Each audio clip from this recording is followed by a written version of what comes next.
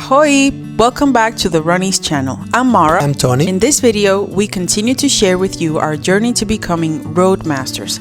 And the second race to achieve our goal was to run the half marathon in Bristol, Rhode Island. As of today, we have one more race left, Jamestown Half Marathon in September. As usual, we are showing you today all the details you need to run this event, the course, the bling, and our P.A.S.TA rating. Let's dive right in. The 2025 Bristol Independence Half Marathon was held in June 28 and organized by Road Races in partnership with the Bristol 4th of July Committee. You could run the half marathon both virtually and in person, or complete the race as a two-person relay team. Packet pickup dates and locations were as shown here.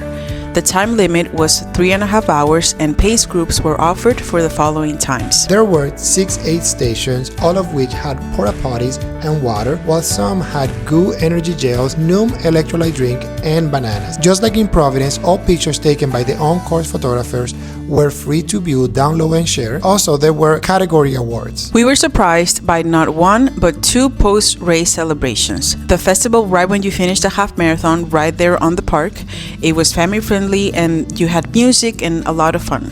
And also there was an official after party at the Pivotal Brewing right there in Bristol, one of the sponsors of this race. Moving on to the medal. So as you can see here, it's very, I guess, patriotic. It has the colors of the flag and it's very nice. It looks similar to the one we got from Providence, and it follows the pattern for the races here, for the road races.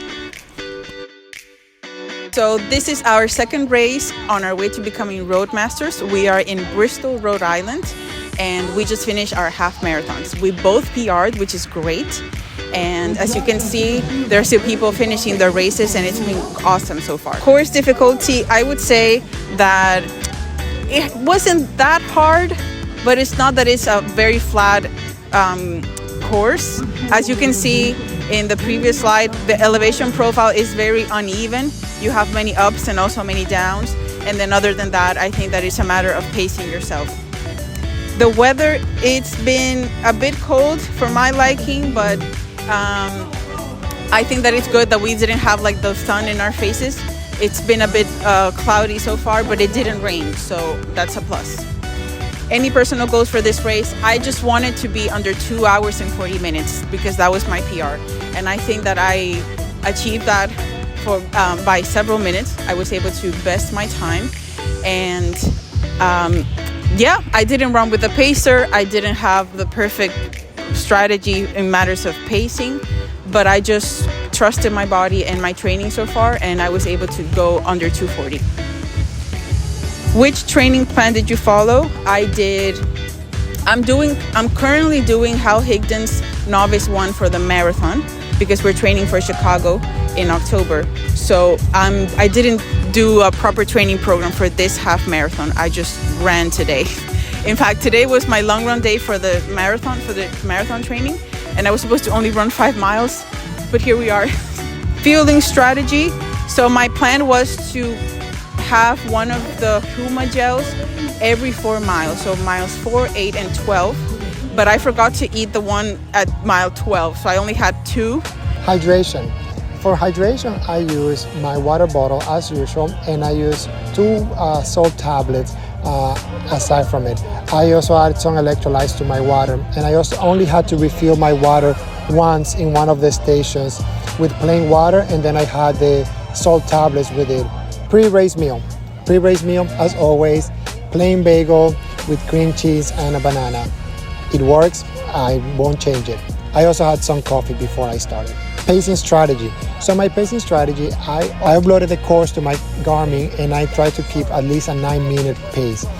I was going actually faster. I just pick up whatever pace the person in front of me was doing, and I tried to shave some seconds all throughout the race. I was trying to stay close to my goal, at least of less than 2 hours during the course of the race. So in the last mile, I had enough energy to go faster and hopefully overcome or accomplish my goal. Immediate reaction after the race, happiness. It was great. This is the first race in a while that I felt really, really good when I finished the race.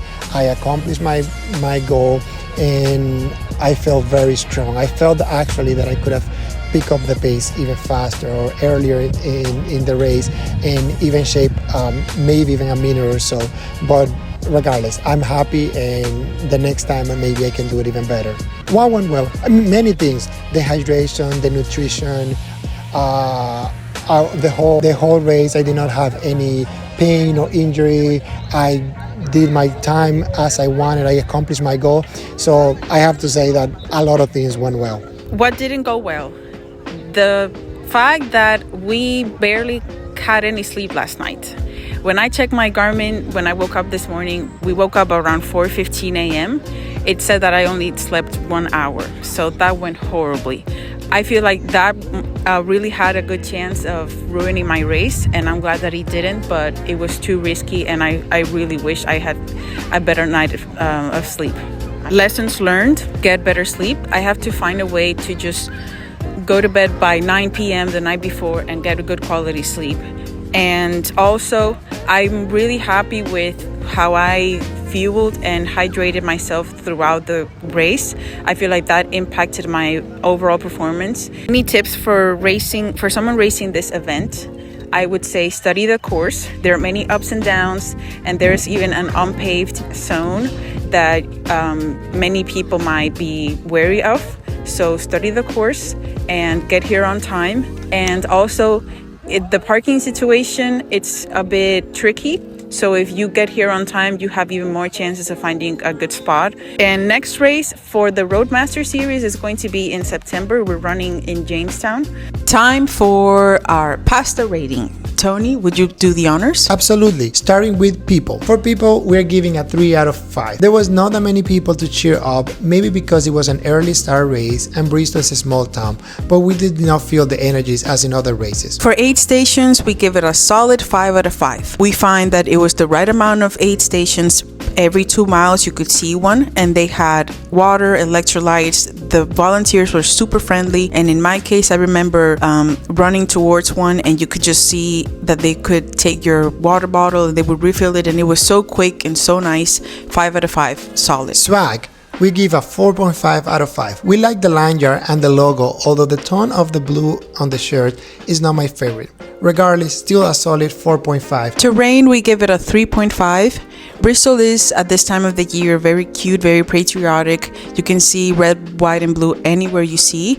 There was some interesting areas in Roger Williams University through the clamshell path that was unpaved, and we could run. It was it was a bit slippery, but you had interesting views. It was a different terrain, and it was just plain interesting. And for the final rating, we give it a 4 out of 5. It's a solid race that could be better with more people around it and to make it more festive, but overall a good race that we are very happy with. Thank you, Road Races and its volunteers, for the incredible effort and dedication. Please like, subscribe, and comment below if you have any custom ideas and hit the notification bell below to continue this journey with us. The Runnies out.